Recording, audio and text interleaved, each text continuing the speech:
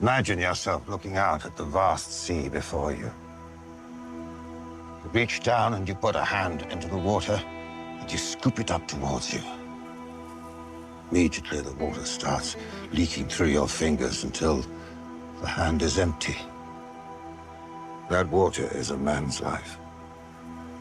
From birth to death, it is always slipping through our hands until it is gone, along with all that you hold dear in this world. What's the point anyway? I'm Luke, and I'm here to see how people answer this question. Is our existence pointless, or does it have a meaning? And if so, what is it? Sadly, so many people live their lives on autopilot without even thinking about this question. I have my answer, but this podcast isn't about that. I'm here to bring on a range of interesting guests who have, for one reason or another, gone on a journey to really understand what the point is anyway. So without further ado, let's get into it.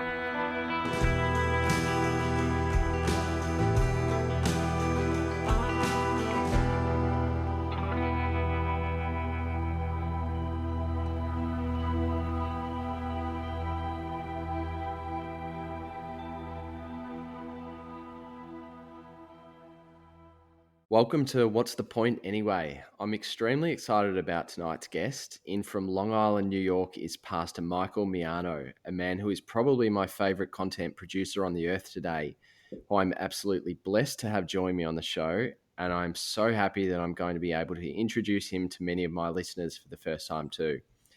Mike is an encyclopedia when it comes to not only biblical studies, but also history, politics, and broader philosophies and religions. His backstory is one of the more incredible testimonies I've heard, having spent his teenage and early adult years as a gang member until he found Jesus Christ in prison. But more importantly, he's a really great person, and I just think he's the perfect guest for this pod where we seek to answer the question on what the point is anyway.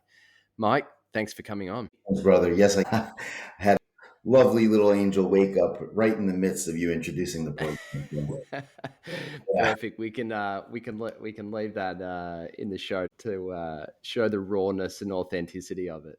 Amen. So what's the point of life anyway? Come on now. This is it in the raw. So thank you, brother, for the amazing thoughts that you shared there at the beginning. It was an encouragement right alongside hearing my daughter wake up. So thank you for that. And I appreciate the time and your effort. I've enjoyed listening to some of your program and even some of your interview with the Burroughs of Berea podcast. So thank you for the invite. And if I missed your question, please remind me and let's jump in here. That's all right. It's a pleasure, Mike. And to your daughter as well. What's her name? Kalani. Kalani. Welcome, Kalani. Yes. So I guess I just asked, off the bat, what's the point anyway? Tell me what pops into your head when you hear this. Yeah, I thought that's such a beautiful opening and obviously such a deep topic to respond to. However, my immediate thought is the intrinsic value of life that we seem to have within us, and again, I know it's made known in people's minds and hearts in so many different ways, and some people don't even know it. It's there, this desire for something more, and as I obviously listened to your program and thought about that question, pretty much waking up with that on my mind, I thought of the quote by C.S. Lewis where he said, and if I might just pull it up here and share that, because that it just rung so true to me as I prayed and thought about what you're sharing here. Sorry, excuse me 1 second. That's right. I think I know the quote you're going to go to. But yeah, I imagine you do. It's such a popular one, and it's so beautiful. If I find myself a desire which no experience in this world can satisfy, the most probable explanation is that I was made for another world.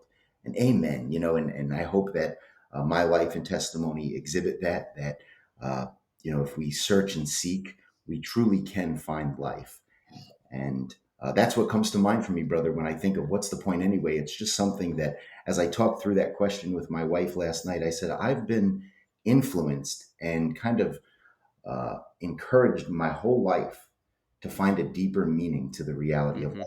Something that the only way I can explain it is it's intrinsic. It's something that, for me at least, has come from within and is almost mystical in trying to explain it. Yeah, I think that's spot on. I think for me, it's what it's what separates us from the animals and other beings. Is this, and also I think being a father has been such a crucial part in it for me. I just look at my kids and realize there's something. It seems odd to me, and I mean I lived my life 30 plus years as an atheist, believing that there actually isn't any more any deeper meaning. So I really that answer really resonates, and the C.S. Lewis quote you mentioned was the same one that I was thinking of as well. Um, I've heard your testimony, but I'd love to for you to share a little bit of it with the audience. But I know you spoke about. I'm not sure how old you were when you became Christian, maybe in your late teens or early 20s, but you obviously had a fairly rocky road to get there. And then your life got to a point where you was, I guess, forced to stop and really start to think about that meaning. Do you want to talk a little bit about your sort of teenage years and maybe the decade or so leading up to that point that made you really start to think about what the meaning is greater than ourselves? Absolutely. And again, thank you for the privilege. One of the short ways that I usually tell my testimony is I say, hey, I wrote a book, Freaked Out by the New Covenant, check it out. And that is one way that folks can get a more exhaustive, understanding of things. Um, and again, I will say this at the outset. The best way I've been able to explain what God has done in my life is He just freaked me out with good news, Hmm. and we'll get to that as we go on. So, um, in my early life, I was kind of transferred back and forth to family members. My mother suffered with a drug addiction, which, by the grace of God, she's fighting the good fight these days, and attending services, worship services here. Such a blessing to be a young man and see your mother sitting there in the audience listening to the truths, and allowing them to resonate, even though she does not always agree with everything that I might say. And that's just a beautiful part of what we represent here at Blue Point. So before I get all into all of that, my mother, due to her addiction, I was kind of bounced around to different family members, which I think left a sort of longing. At that time, I wouldn't have explained it that way, but a longing for family, for direction, for influence. And I bounced around, and early on, I surely had a devious nature about me, and especially raising kids, you learn a lot about yourself in your younger Yeah. years. And I look back and I say, man, I was sort of devious. I didn't even realize. I would have argued against that early on, but I was. And then at 13 years old, I found a great outlet for my devious nature, and wanting to have some ego. I joined a gang. What our society might call a gang. And I think the ins and outs of that gets tricky in the gang world. However, um, I joined this group, and it's okay, Mama. I'm in a more comfortable position. I get it. So, um, I got involved in this group, and as I look back, at that time, really, it was just this is what's fun. This is what's happening. This is something that's giving me an identity.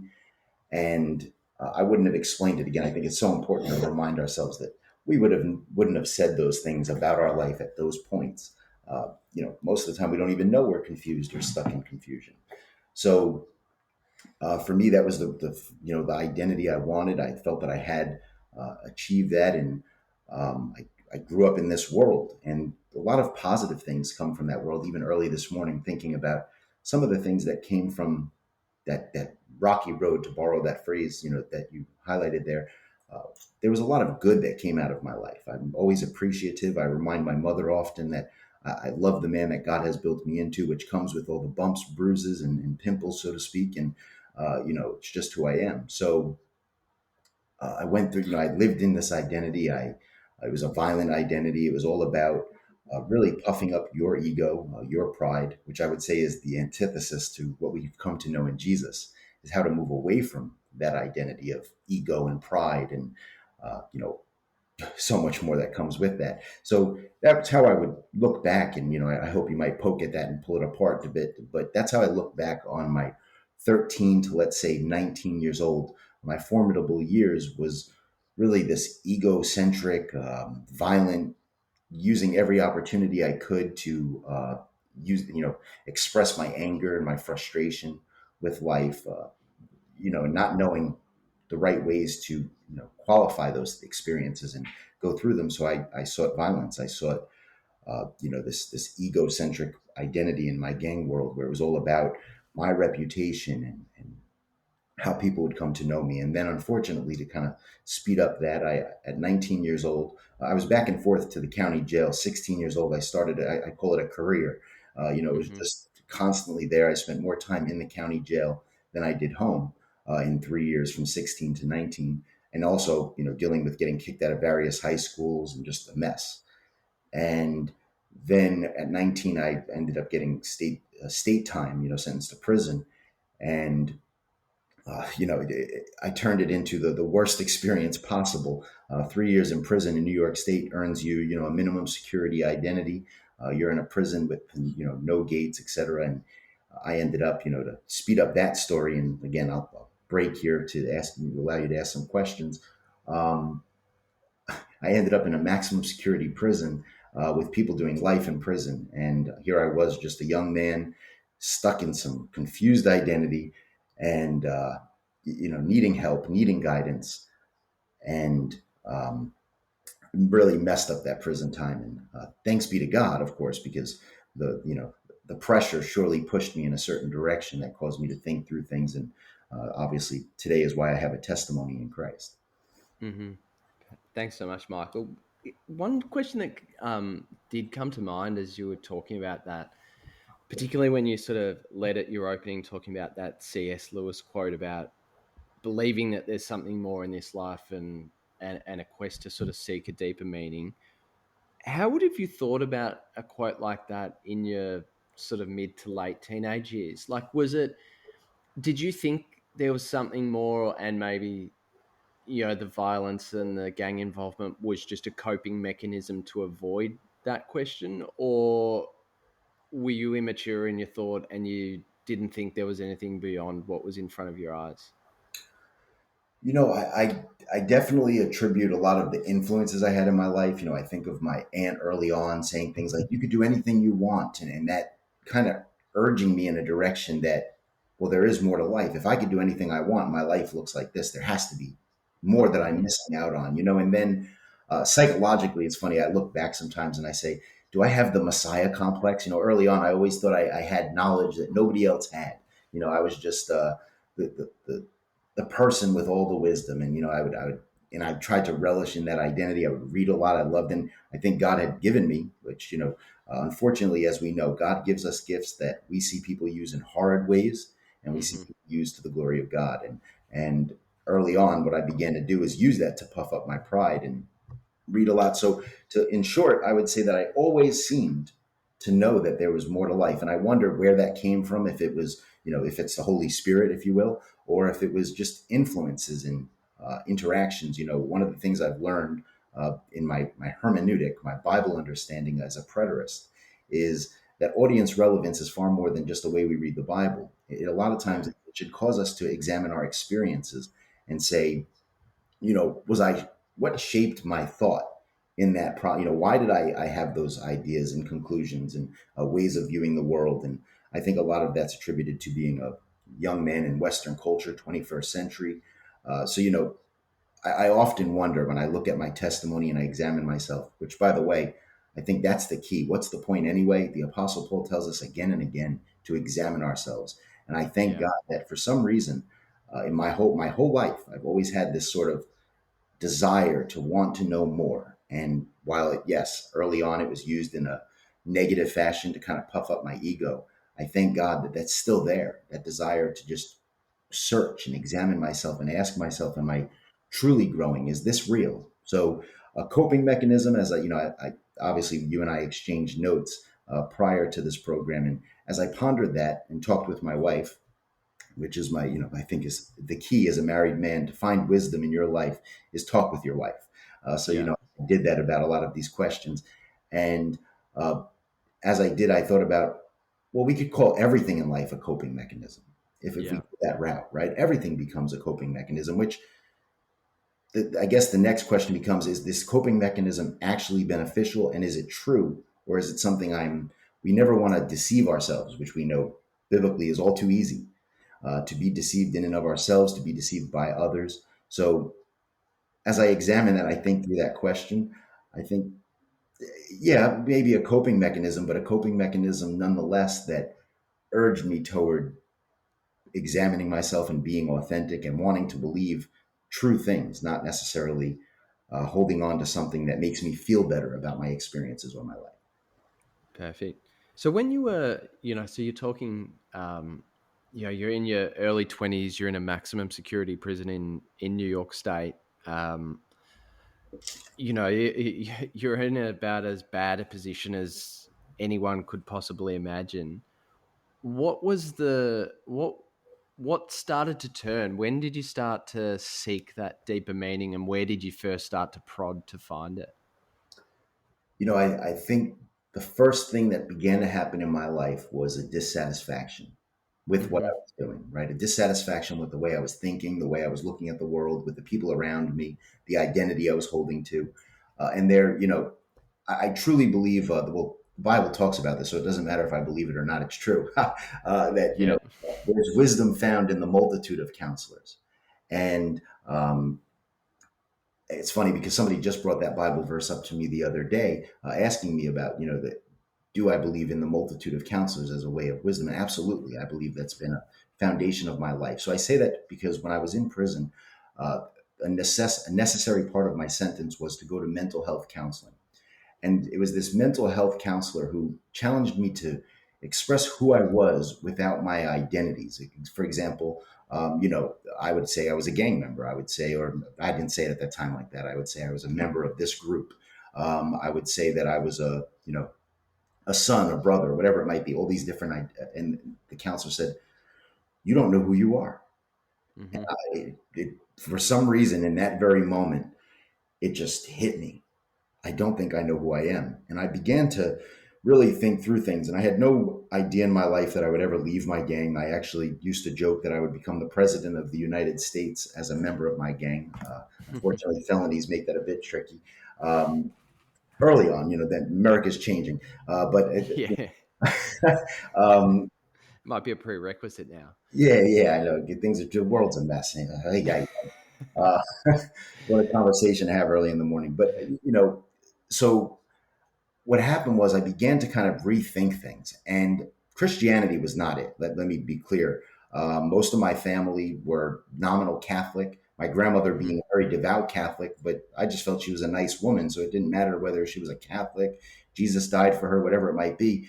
She was just a nice woman nonetheless. So Hmm. her faith didn't exactly attract me. I had gone to Catholic services with her here and there, would fall asleep in her lap. I'd gone to some churches when I was younger.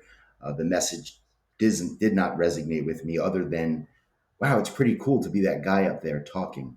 There's that egocentric Yeah, yeah. man again. So for me, that was the only general interest I would have saw in church. And as I was in prison, I just began to think, and for me, really, originally, it was going to be more of like the Eastern religions, finding, just finding your inner self, which again, really just highlights it's all about Mike Miano in my work. Ego. Yeah.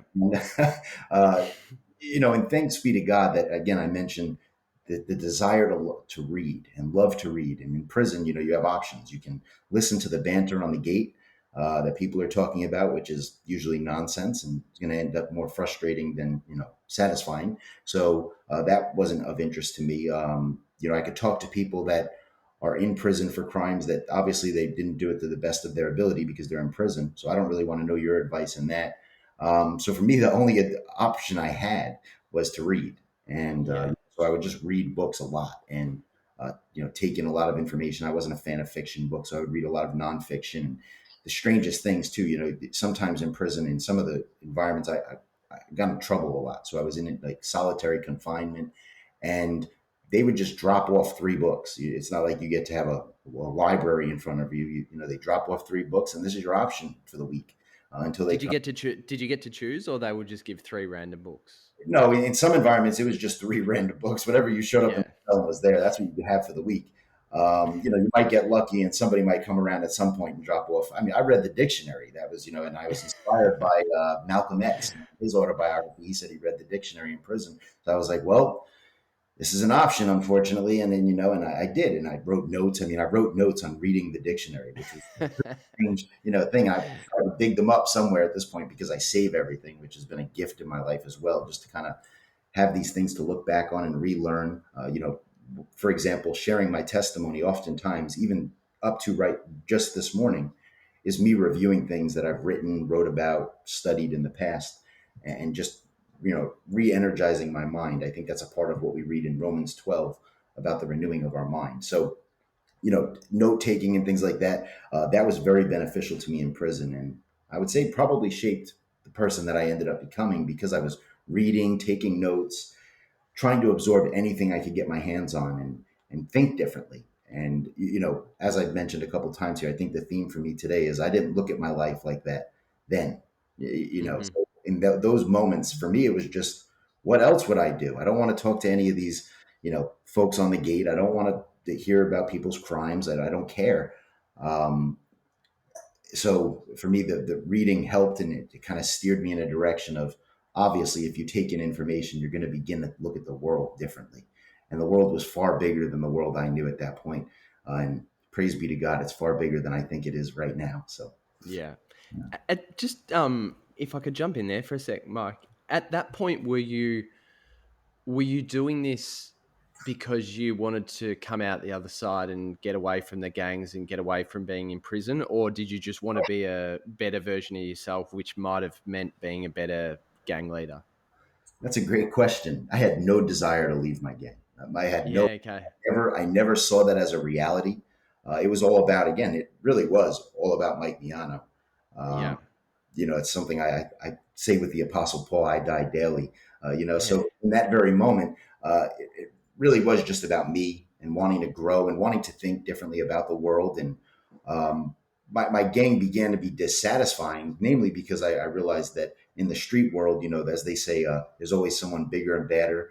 And what I've realized is that you'll never satisfy every person's perspective of what it means to be the quote unquote the man, right? Hmm.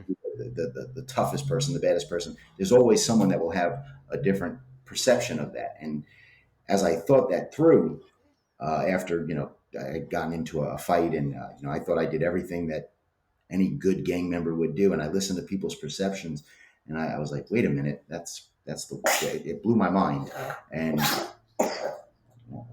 um, yeah, it blew my mind. And obviously at that moment, I just began, that dissatisfaction with my previous life caused me to want to grow and look at the world different. But again, it wasn't that I was going, what would be nice would be, after doing three years in prison, which I wasn't sure that that's how my prison time was going to go. I think that was another part of what was going on was, I assumed I was either going to end up staying in prison because sometimes people frustrated me to no end, and was just going to lengthen that sentence a bit. Or the other thing I had hanging over my head, which people would kind of remind me of, was, what if I go outside the prison gates and the feds pick me up? And that Hmm. was a possibility in my life, unfortunately. So, um, I didn't anticipate going home. And if I did, the major thing was, it would be nice to get a job. It Yeah. wasn't so much that I was going to become this positive role model or anything like that. Even though the group I was a part of, they did have ideas that wanted to promote becoming, as I mentioned earlier, I had joked that I was going to become the first president of the United States. So there were positive ideas that were being fostered, and I attribute some of my growth in my life to some of those things that were set down early. So I know it was a long answer there, and I apologize, but I hope that I responded to what you said. That um, you know, I forget the specific question, but I hope I responded to your point. Yeah, definitely. No, it was really insightful. And I think it was, I was just trying to dig at that shift that happened from you from being where you were to trying to, I guess dig your way out of it with knowledge. And, I think you used knowledge as your tool. Amen. Um, where did you where did you go from there? So what you mentioned the Eastern religions, but it was all about sort of building Mike Miano. But I think you spoke about it, and I know you now, and we've sort of exchanged notes on it. You had this desire for truth. So whatever you wanted to find, You're the same as I sort of laughed to myself as you said when you read books, you never read fiction. I was sort of always the same. I'd always read just non-fiction because I was never interested in anything, any sort of fairy tales or made up things. I just wanted truth, truth, truth, truth. What was some of the key things that you started to read or started to hear that started to shift you from where you were then to where you are now? Yeah, so looking at mythology and the Eastern religions, mythology was actually first. Now that I think about it, and obviously there's only so many seven-headed dragons you can read about, and Yeah. this person eating this person and spitting out children or something that you're like, all right, I need something a little better than this. So Mm. then I moved on to philosophy, and I appreciate philosophy. I still to this day, Socrates, an unexamined life is not worth living. Amen. Uh, Yeah. and I appreciated those thoughts. But then again, it didn't seem to be taking me to a place beyond who I was, or again, I don't even know how to qualify what I was looking for. I just Yeah. knew it wasn't satisfying, and so then I began to read. Interestingly enough, I always remember reading the Zohar, right, the Kabbalah religion thing there, and just seeing like, oh, this stuff is nuts. Like this, and that's where I started to like move away from like Eastern religions and mysticism. Was just if I could conjure up a feeling. I mean, if that's what we're doing here, I could sit in my cell and put my leg behind my head or something, and conjure up some feelings, and that's what I started to feel like I was maybe going into a direction of. Like I started to, it was almost like I was forcing myself, and I was like, yeah, that's not right. So then. Yeah. Um, I started to go, it was strange. I started to go to Catholic services, but then somehow the Catholic services steered me in the direction of Islam. And I think it was just Right. because I was sitting there and I was saying, uh, I don't understand what this guy's saying. There's no real connection. I knew I wasn't baptized as a Catholic and that I'm not supposed to receive communion. So I was always kind of there as like an outsider. And, Hmm. so that just began to be dissatisfying as well. And again, I say dissatisfying because that's what it was. I was just, every experience I was having was not measuring up to what I felt that I wanted and needed. And if it's all about me, then come on, I got to chase after what I want and need. So then I started studying Islam, and Islam was the first bump into dying to myself. Right now, here in Islam, you're submitting to Allah. You're doing it that Yeah. He's angry, and the mankind is a mess, which I think everybody would agree. And here we have the solution. We can submit to Allah. We can die to ourselves. And what intrigued me was here are inmates in prison saying that they're going to go home and dress different. They're learning different languages. I was like, man, this is it. I think I found God. Hmm. And Because they were taking it so seriously. yeah, yeah, and that for Yeah. me was important. To this day, I would say I'm attracted to people that take their faith seriously. I'm inspired by Yeah. people that take their faith seriously, and so Islam began to kind of be that next step for me, where it wasn't just about Mike Miano. It was more about now, if there is a God, how do I honor him? How do I respect him?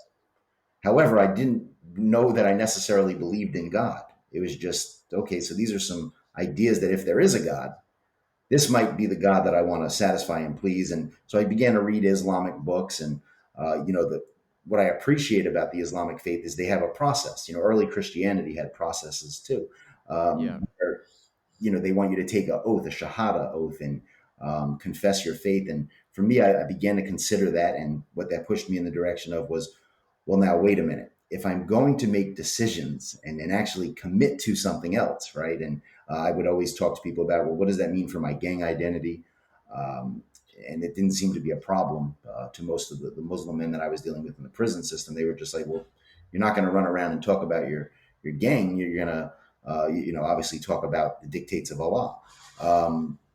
So that was my next step in my journey, kind of just becoming dissatisfied with a self-centered, it's all about building up my inner self type of picture that I was getting from the Eastern faiths and Eastern understandings.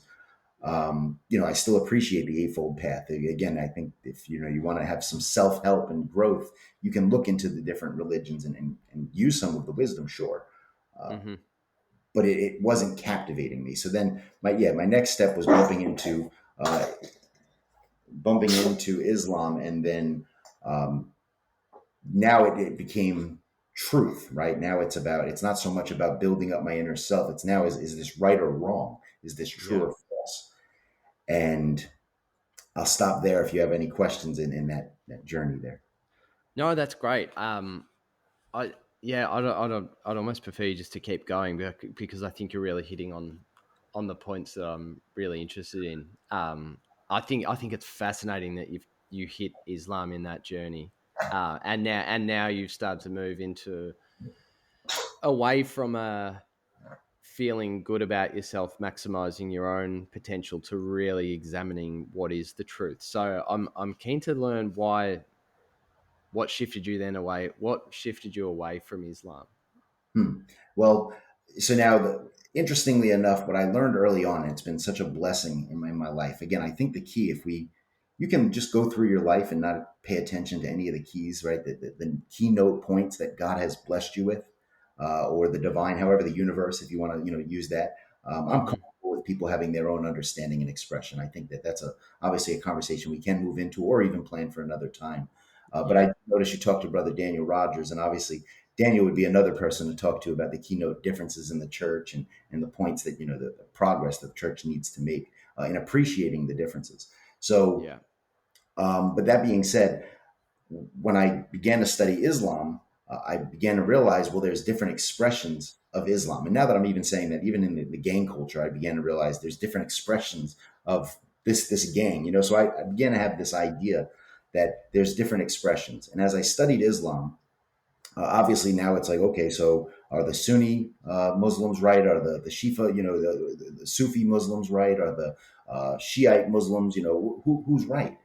And I studied with a very serious,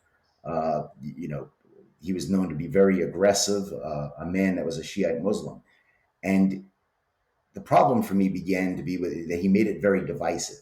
Mm-hmm. It was us versus other Muslims. And I was like, well, I'm not trying to join another gang. That's not what's going on here. And then it started to cause problems with my gang identity. I was like, well, wait a minute here.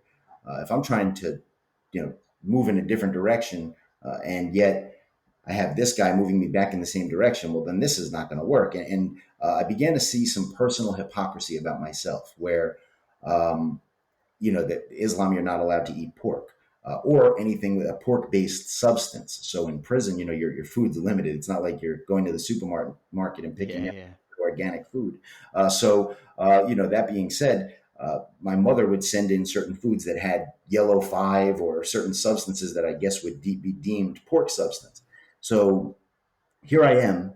Again, I've been committed to my gang for years. I'm in prison for a crime that I confessed to, yet I didn't commit. And now I'm sitting in my cell and I'm eating Pop Tarts while trying to muffle the sound of the Pop Tart wrapper because I'm not allowed to eat pork, or a pork substance. And Pop Tarts apparently have something yellow 5, whatever. So I'll never forget that night, because I said, wait a minute now. You don't even know if you believe in God, and you're doing your very best. You're growing here and you're striving, but now you're turning into a hypocrite. You're turning into someone that's going to, if we're talking about God, it really did begin to baffle me in that moment, that here I was about to try to hide eating a Pop Tart, to hide from God that I guess and I was like, man, there's something not right here. So then it began this desire within me. I have to know. If you put something in my head, I'm gonna dig. I'm gonna learn. So I began to read, and I remember somebody dropped off a book called Jesus, the Prophet of Islam. I still have it to this day, Yeah. and I Right. began to read it. And now I'm learning about Jesus, and obviously this is intriguing me, because now I can argue with my Christian family members and friends, about the difference between Islam and Christianity. And I bumped into some problems, some historical issues, and I've always loved history. And so then I began to realize that, well, I began to ask questions like, well, wait a minute now.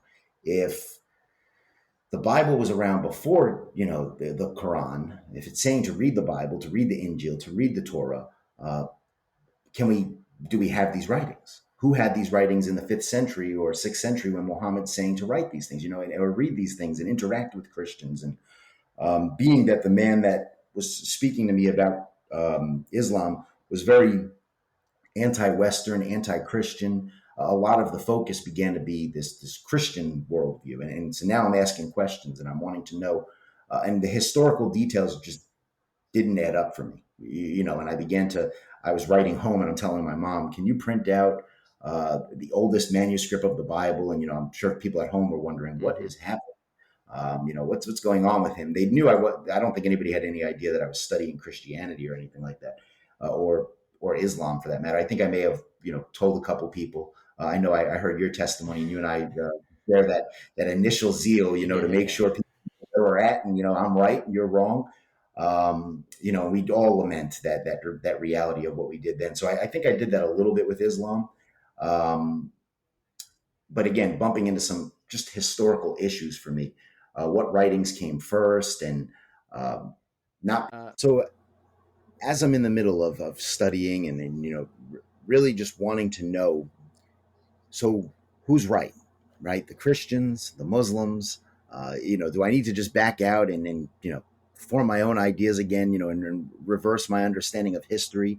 Again, because I know it all at this point, and that's something I always look back at. I'm like, man, how little did you actually know? But again, so I'm studying and I'm thinking, and I'm reading this book called Jesus, the Prophet of Islam. And as I'm reading it, it's talking about different manuscripts and what writings came first, and how Allah's writings can have no, discrepancies to them. And, so this is challenging me. Well, wait a minute. Was there a Bible? If it's telling us to read the Torah and the Injil in the Quran, was there a Bible in that time that one could read? And what are the changes, right? Because one of the biggest arguments within Islam is that in our New Testaments as Christians, there's been changes in the Greek writings, and in even basically that we don't have any trustworthy writings as Christians. And so if that was the case, I was like, well, that's a nail in the coffin for Christianity right there. So then I began to ask my mother. I was writing home and asking my mother to send me um, different printouts and different articles about writings, early Christian writings. And then I bumped into the Gnostic scriptures, and I'm like, oh man, this rabbit trail goes far. And what it caused me to do, though, was ask questions. And as I began to ask a lot of those within the Muslim community, I started to kind of get ostracized because I was asking these questions. I was suspect. I was not going in the direction of truth. And uh, that was a warning sign for me, right? That began to challenge me. Well, wait a minute now. If I'm not allowed to ask questions, then my journey in this direction isn't going to go very far, because that's what I'm doing. I'm growing. I'm asking questions. I'm wanting to know more about the story of life, if you will. And so that began to challenge me. And then my desire left. What I ended up doing was refusing. They had scheduled me for taking the Shahada, and I said no. And then I ended up in some issues in the jail. The unfortunate reality is, I know in our notes we shared a little bit about that you could be on a desire and a good path and going in a good direction, which again, I think even studying Islam at that point, was my mind was beginning to develop and desire better things than what I was experiencing. So while I don't believe I was on the right path, so to speak, I believe I was, going in a good direction. So I ended up getting in trouble in the prison over something, and um, I forget what that incident was. I got in trouble a lot. So uh, sometimes it was things I did, sometimes it was things that just kind of followed me in my gang life. And um, as so I got in trouble and I got transferred to another jail. Now in the next jail, the good thing about that is you get to form your own identity again, right? And the bad thing about that is you have to form your own identity again. It works in twofold way. yeah. So that's A right. blessing and a That's the curse. story of life. I guess that's what I should have said at the very beginning of the program. Isn't the whole life is all about burdens and blessings, and if you learn to infuse the two, Mm. right, and appreciate them, it causes a whole lot of growth in your life. So, so here I am in the midst of my burden and blessing, getting into a new jail, not affiliating myself with these very aggressive Muslims that were within the jail, but instead taking a different route and talking more with, like, I guess you would say, a liberal Muslims. The Muslims that weren't so argumentative and about truth and false, but really just wanting to live peaceful lives, etc. So again, in prison, just as many divides and distinctions we have in the world, in our world today, they're all there in prison as well. It's a world within a world, if you will. Um, So then I began to study with them and just ask questions. Unfortunately, at this point, I was told now, even by these more liberal, just nice Muslim men, you are not allowed to talk to any of our brothers anymore. If you do, it will result in violence. And I'm like, man, this it was a very short journey. Uh, so then at that point, I was like, all right, well, I think everybody's wrong, and everybody's Yeah. wrong, and uh, Christian again, no desire to really prove the Christian religion or try to go through that, but rather just Muslims are wrong. These are the most serious devout people I've found so far, and yet these people don't are threatening me if I'm trying to seek truth. So then I made it my business to just try to be like argumentative with people. I remember I ended up getting in trouble yet again and ending up in a jail cell with a kid that was a former Jehovah Witness. Now here I am, agnostic to say the least. Um, Yeah. and I began to poke at him about the Jehovah Witness faith, and I would ask him questions, and I basically began to read the Bible to antagonize him. And Yeah. and that obviously it created a zeal within me to want to read the Bible a little bit, and then I felt positive thoughts. And then when I got out of the solitary confinement with that individual, sometimes they double bunk you in solitary confinement, so it's not so solitary at that point. Then I got transferred to another jail, and I said I wanted to go to Protestant worship services, and so begins this amazing change in my life. So I could just kind of run into that, and then I'll quiet down. I try not to be so run on in my life and in my speech here. Um, so And at that point, it was just because you'd started studying the Bible a little bit that you wanted to go to the yeah, Protestant worship sessions, not because you believed it you know necessarily what? yet. I don't think I believed in anything at that point. I think it was more so. I Yeah. can't go to the masjid anymore. Obviously, that's out. Yeah. I Catholic services, I just remember like just feeling like an outsider and saying, I wasn't getting much. To me, unfortunately, and this might sound horrid to some folks, but please understand why I'm saying it. To me, at that point, Catholicism was an Eastern religion. It was just all about Yeah. myself, about some sort of, feeling better about myself. And that wasn't satisfying to me. So then Hmm. now Islam obviously did begin this thing in my mind where if I become a Muslim, I'm going to have to change my life. Like it's not just adding value to my Hmm. life, it's changing my life, right? And there's things I can do and can't do. Obviously, I can't eat Pop Tarts. There was just things that I was going to have to take serious. And then so now when I go to the product, well, before I found out about Protestant services, I asked this young man on my cell block. I said, "How do I go to Protestant services?" And he said, "I have just the man for you to meet." This man knew nothing about me. Okay, so for him to have that zeal, I'll never forget. He was like so energetic about it. I have just the person for you to meet. And I remember probably in my mind being like, "All right, dude, don't do anything too crazy here, and um, you know, get me on some wild path." But nonetheless, he did. Then he introduced me to this man named Paul, and Paul, I'll tell you, he was God really used this man because he said to me, he said, "Are you interested?" I forget. I must have been talking about something with somebody, and he said, "Oh, you're interested in politics and history."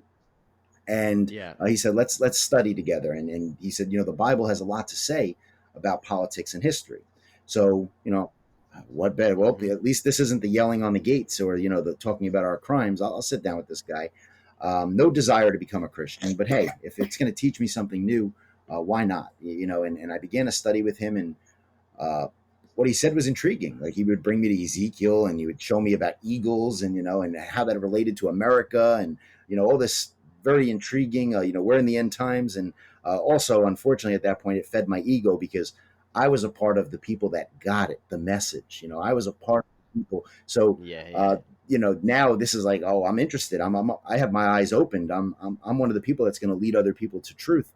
Um, and so I began to read with him, study with him, and I remember telling him, he would always tell me to come sit. They have like a Christian court where Christians sit. In the prison, there's like the gangs sit at certain tables, and the Muslims have a table, the Christians have a table, and he wanted me to come sit at the Christian table. And I would always tell him, listen, man, I come with a lot of baggage, so I don't want to sit at your court, man. You Yeah. don't want me to sit at your court, and so that was a big thing. I wasn't trying to change my life or move away from my gang identity. And so then I began reading with him and going to Bible studies.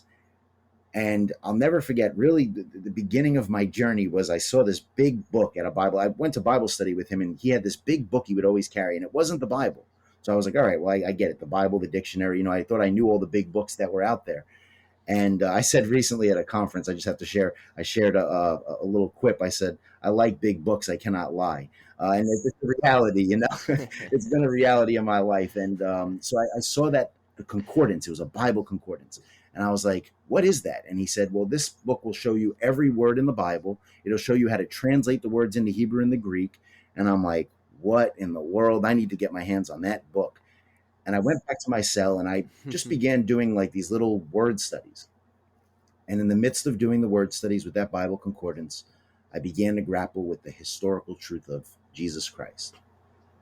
And man, I'll tell you, I started, obviously the first question for me, I'll never forget the night sitting in my prison cell. Well, I went to a Bible study, and actually, before this question, the first thing that I had a problem with God.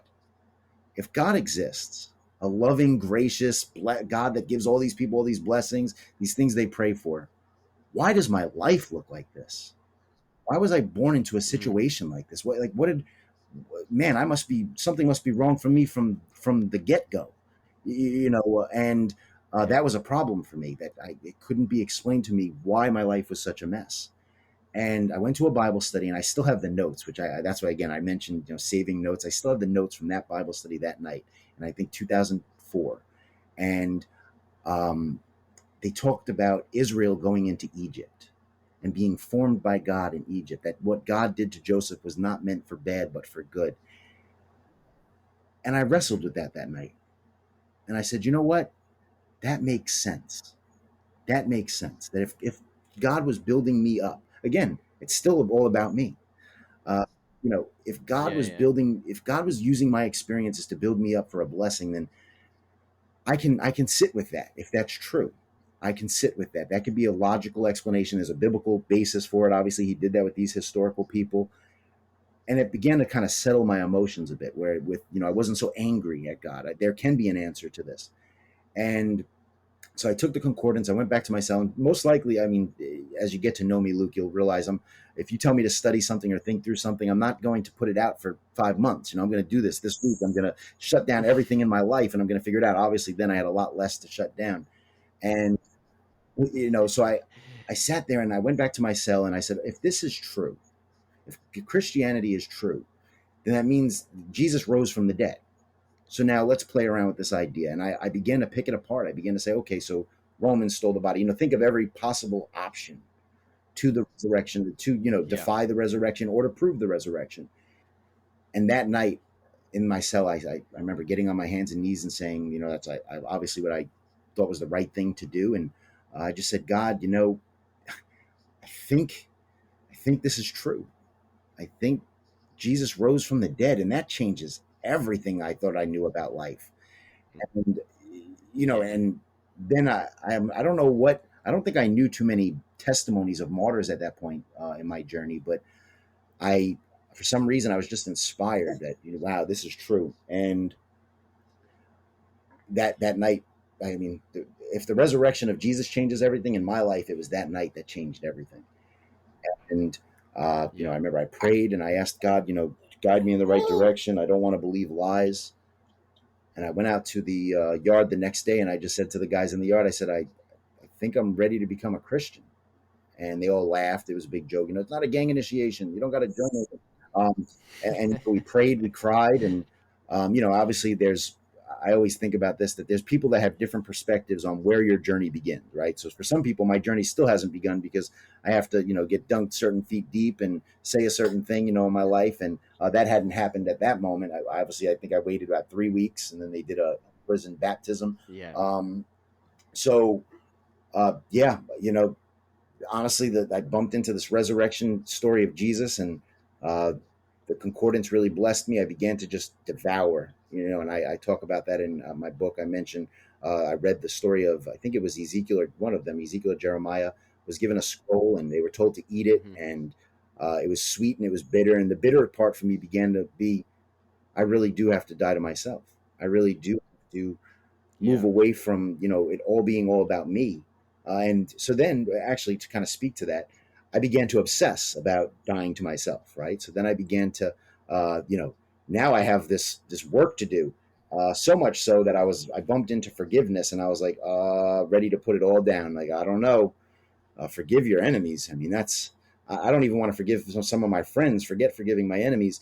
And Yeah. you know, that was an issue. And the man that led me to Christ, I always appreciate this, that he said to me, you're trying to put too much of you into it. You're making it all about you again. He said, just let God do his work Mm-hmm. and stop trying to figure out forgiveness. That was me. I was like trying to figure it all out. Like, how does this work? And he said, Yeah. just, Yeah. I was all worried about how I was going to act when I got out of prison. And he was like, you're really stressing yourself out. I had like a timeline on how I was going to get married and when I was going to be able to have sex, because that obviously is important to a young man in prison. A Yeah. misguided young man at that. Um, so it really just began this change. And I would say that from that moment, that night in my cell, and the next day praying in the yard, I began to feel that satisfaction of chasing after something that at that point seemed real, very real to me. And Mm. I would always tell people Jesus didn't show up in my cell. He didn't talk to me. He didn't sit on my nice little toilet. It was clean, so it would have been appropriate. But he didn't do that. It was through the truth, through my mind and my heart, wanting to know truth and doing the work of I'd say chasing after knowledge, as you highlighted before. And yeah, that's where I'm at. I'm still there, still living that life. Amazing. Did you ever watch the TV series Game of No, Thrones? Uh, yeah, I mean it's a totally totally sort of non-Christian storyline, but I imagine you've heard about it. no, Have you heard about I'll it? tell you what. I'm so picky with TV shows, and I've heard people allude to Game of Thrones. Now that you're mentioning it, obviously I'm sitting here saying, "Oh man, I think I'm gonna have to watch it," but I don't know too much. I think I tune out, unfortunately, when people talk about. Yeah, it's I mean, it'll consume a whole lot of your time to watch it. But there's this awesome. Essentially, there's a family, and there's brothers and sisters in the family, and there's warfare going on between different tribes, and there's the one of the brothers who's one of the older brothers who's a real like he wants to control things Mm, himself all the time, and then his younger brother who ends up becoming sort of almost like the sort of seer, uh, ends up in a wheelchair through a series of things, but he was sort of the like the wise one. And there's this scene right at the end where the older one says to the younger one, he's like, I'm sorry, I should have been there when the incident happened, and I should have been there for you. And the young one looks at him and he says, every single thing that happened brought us to this mm, moment. that's right. And it's just it's your story, your story. And I mean, mine's the same. You look back in retrospect, and everything that happened was very specific, and you needed that to happen at that That's exact right. point in Amen. time. Yeah, So, okay, so you have this moment in your prison cell. You've had, a decade at least of background that's the complete opposite of being a Christian beforehand. You have this enormous inward change, but on the outside, I know you mentioned in your book, you still had gang tattoos and a whole host of other things. Can you talk about? Because it's funny, I've had this question from other friends as well who are not involved, whatever they're involved in, it feels like the total opposite of being a Christian. They're like, so you become a Christian, what happens next? How did that inward change affect the outward change in what your life was at that point? I think a lot of it is attributed to that desire to examine myself. We use the word Mm-hmm. authenticity, and I think we use it too much. Where now I don't think folks even know what it means anymore. But for me, my desire was to be authentic. It was to not live a lie. If I'm going to go in a certain direction, and I'm going to something that my gang life blessed me with was an understanding of what it means to be a disciple. I was a part of a gang that was the Mm-hmm. Gangster Disciples, and being that was in our title, we would talk a lot about what it means to be a disciple. So when I began to be discipled by Christ, for me, it was I understood and I took it serious. I would say more serious than a lot of the people I saw studying Christianity in the prison. And the man, Paul, by the way, that I was introduced to, he was considered, they used to call him the Waco Wacko. Obviously, I didn't know at that time why. He held to some Yeah, serious end times views, and and he was very serious. He was, extremist, if you will, with his Christian faith, not in a violent way, but an extremist for the truth and wanting to demonstrate that at every cause. And yeah, that's what obviously intrigued me about him was I was like, oh, this is like the Christian counterpart to the Muslim guys I was studying with. This guy takes it serious. I don't have to learn Arabic or Hebrew, but it would be beneficial, and that was kind of his attitude. So I say all of that to say the way it began to work within me was I wanted to be honest with the things I was doing and learning. And I think that caused me, and I thank God, it caused me to have grace even today, where I had grace with myself. I knew that I wasn't perfect. I still have that nagging reality. And so I would grow and I would go through, there was a lot of growing pains. There was, misunderstandings. A lot of people obviously thought, people today, I think, even say things like that. It's a coping mechanism, as you've alluded to. Something that that's folks would okay. say to me that used to frustrate me a lot was, well, you must be really sorry for all the things that you've done. And that's why you're really trying to run in this direction of, of a Yeah, Christianity and trying to be a better person. And to be transparent, that was not it. That was not it.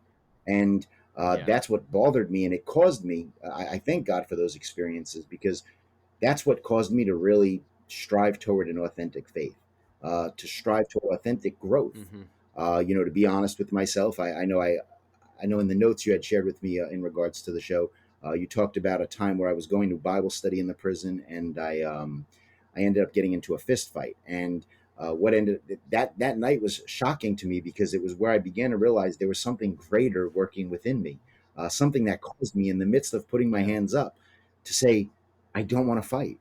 I don't want to. I don't want to do this. yeah, And I always wondered, like, could people have seen that, when they were watching the fight, that I had like this moment. So I share that to say that for me, it was an authentic growth process. And thank God, because today it's an authentic growth process too, where I'm examining myself. Today I can say it like this. In Second Peter chapter 1, it tells us things that we need to possess and increase in. And it says that if we possess and increase in those things, we will be effective and fruitful. I thank God that while I didn't know that Bible verse at that time, that's what I began to do. Just in a very mm-hmm. simple way, grow in knowledge, grow in peace.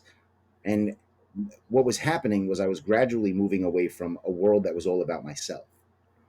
And Yeah, again, I know I've alluded to this many times. Uh, I would not have at that time. I think I would have just said I was trying to do better. I was trying to go in a better direction. But now, when I look back, that was not Mike Miano leading the way because I fumble every time I try to lead the way. And yeah, that was yeah, God really yeah, guiding me through His providence and causing me to have this desire to just to borrow the phrase from our culture, to keep it real. So that was kind of my process of growth in the prison system. And even today, hopefully you have more, all of us have more going on in our inward mind and heart than what is outwardly being displayed. definitely. Mike, I've looked at the time and we've been going an hour, and I think I've got through maybe 10% of the notes that I was going to discuss with you, which is always the way and a sign of having a guest that's a great one to listen to.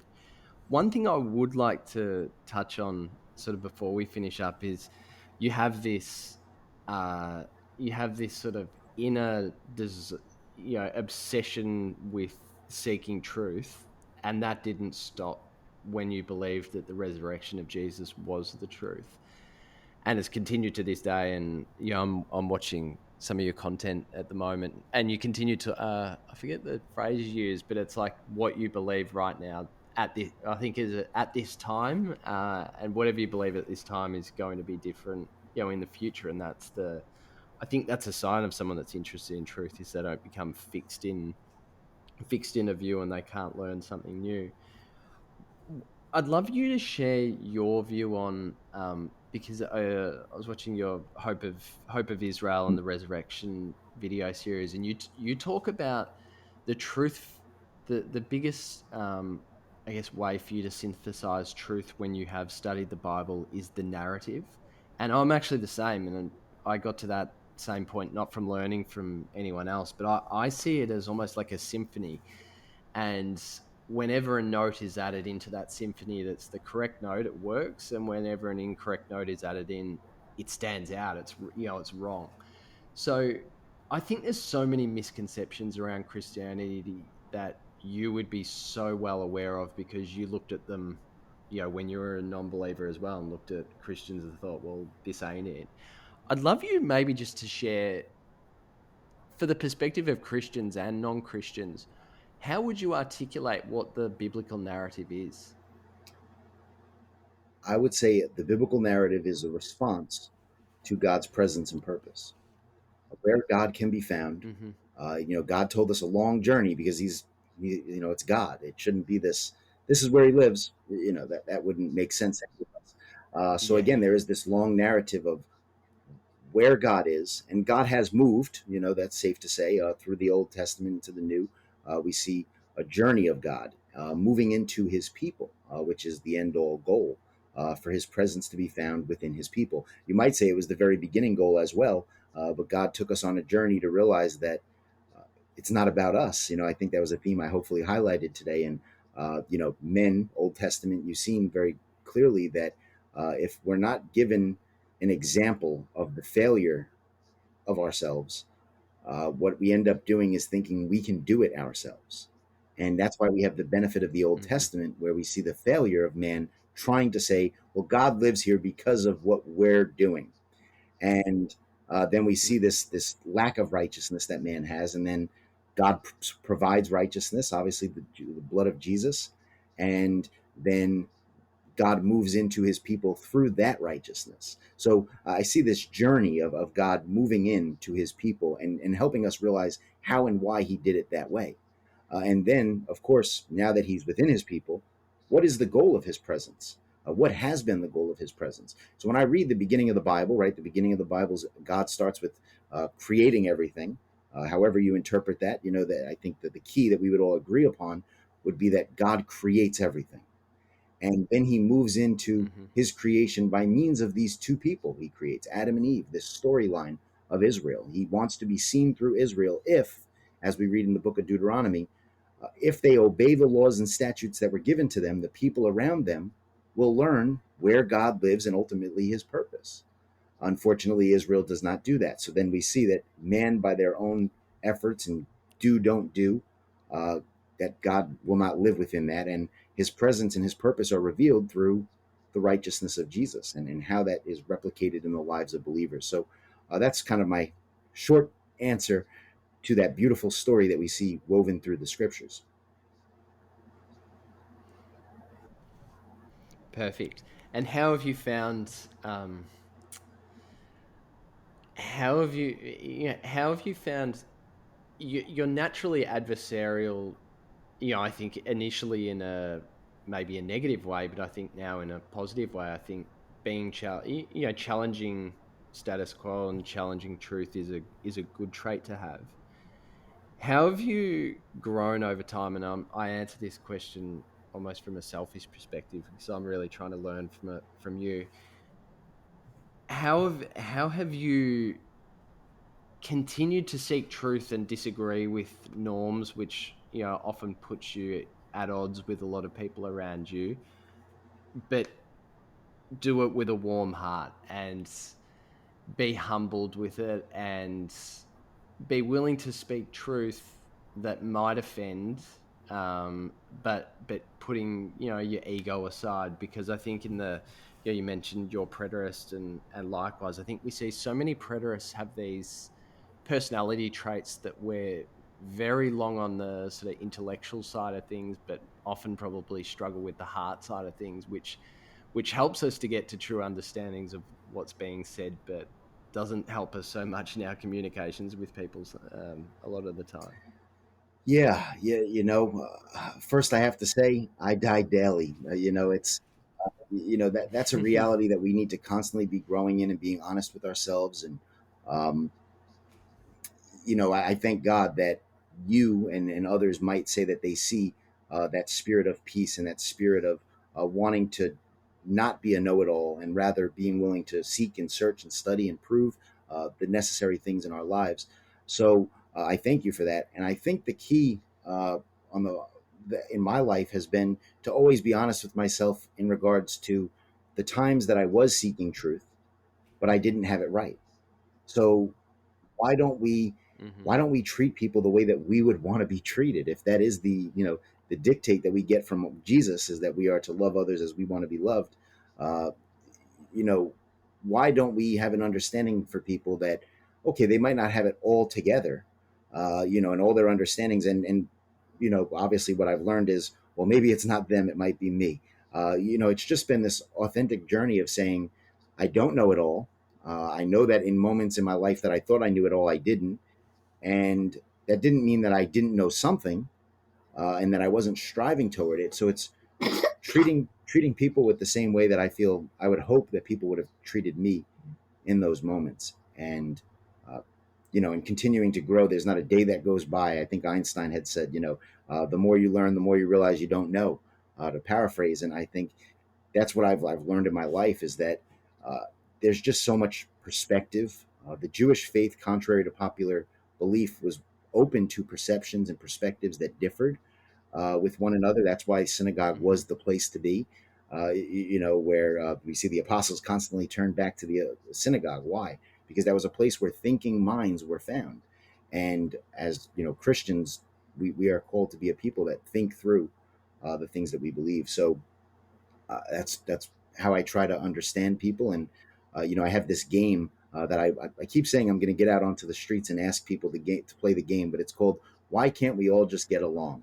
And the key is to not always have to talk. Sometimes just allow people to express their view, and within yourself say, why do I agree or disagree? And then maybe find the outlets that you have to encourage the ways within your thought. If I may share one other quip in that regard, when I studied church history, one of my favorite parts of church history is a young man in the time of Justin Martyr. Well, Justin Martyr tells the story that this man wanted to uh, be a part of a certain church but not get married.